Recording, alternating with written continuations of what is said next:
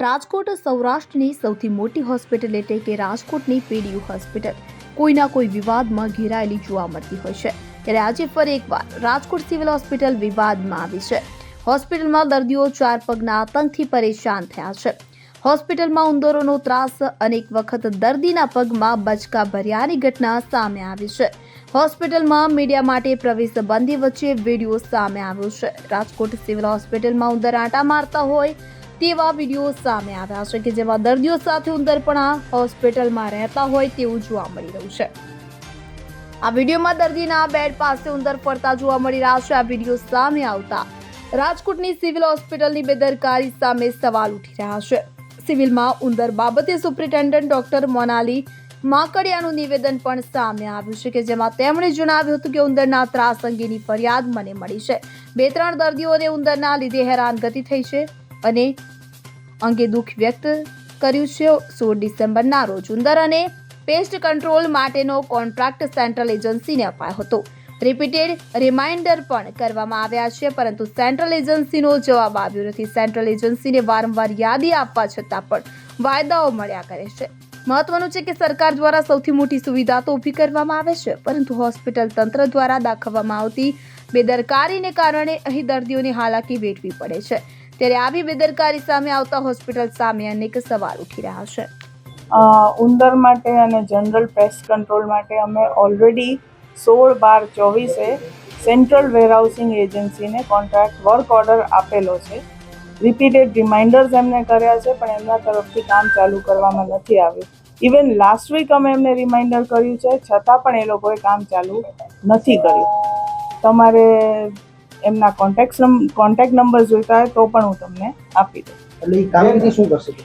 Mosquito control, general pest control, ઉંદરની બધી જ કાર્યવાહી કરવાની છે। મોસ્કીટો લાર્વા કંટ્રોલ બી કરવાની। દર્દીઓ કેટલા હેરાન થયા તમને ફરિયાદ મળતી? ફરિયાદ મને મળી છે, એ સાચી વાત છે, અને 2-3 દર્દીને હેરાનગતિ થઈ પણ છે, એનું અમને ખૂબ દુઃખ છે।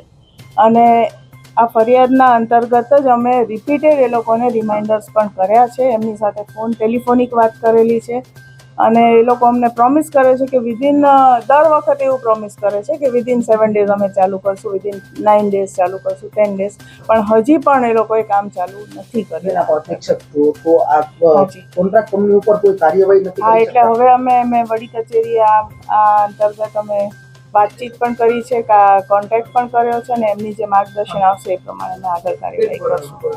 કોન્ટ્રાક્ટ કંપની કામ કરવા ન આવે અને મોસ્ટલી તો હજુ 15 દિવસની આવે, 20 દિવસની ના, મેં ઓલરેડી વડી કચેરીએ જાણ કરી દીધી છે, અને એમનું માર્ગદર્શન આજે આવી જ જશે। એ પ્રમાણે અમે તરત જ કાર્યવાહી ચાલુ કરીશું। વિકલ્પમાં કોઈ બીજી એજન્સી ખરા કામ કરવા માટે? હા, એના માટે બીજી એજન્સી માટે જ અમે વિકલ્પ અમારી વડી કચેરીએથી જે માર્ગદર્શન આવશે એ प्रमाणे। कॉन्ट्रैक्ट क्या आपको माइंड 16/12/24 सिविल हॉस्पिटल में मेरा लड़की दाखिल है। आप रात को यहाँ पर सोते हैं, चूहों का कितना डर है, कितना खौफ है? चूहा को तो उसमें गिनती नहीं कर सकते कितना है, मगर रात को नींद नहीं आता है, सो नहीं पाते हैं रात को। रात को आपको सोते हो तो कैसा डर लगता है? डर लगता है यही कि काट लिया तो नीचे आना पड़ेगा, दोबारा एडमिशन करना पड़ेगा। उसको थोड़ा ध्यान देना चाहिए सब लोग को। क्या करेंगे?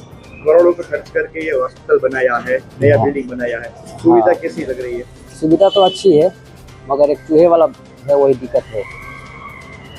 तंत्र से आपकी क्या अपील है? सरकार से क्या अपील है आपकी?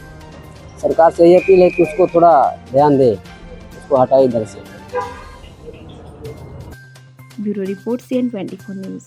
હવે જુઓ દેશ દુનિયાની તમામ ખબરો તમારી આંગળીના ટેરવે। ઉઠાવો મોબાઈલ અને ગૂગલ પ્લે સ્ટોર પરથી ડાઉનલોડ કરો અમારી CN24 ન્યૂઝ મોબાઈલ એપ।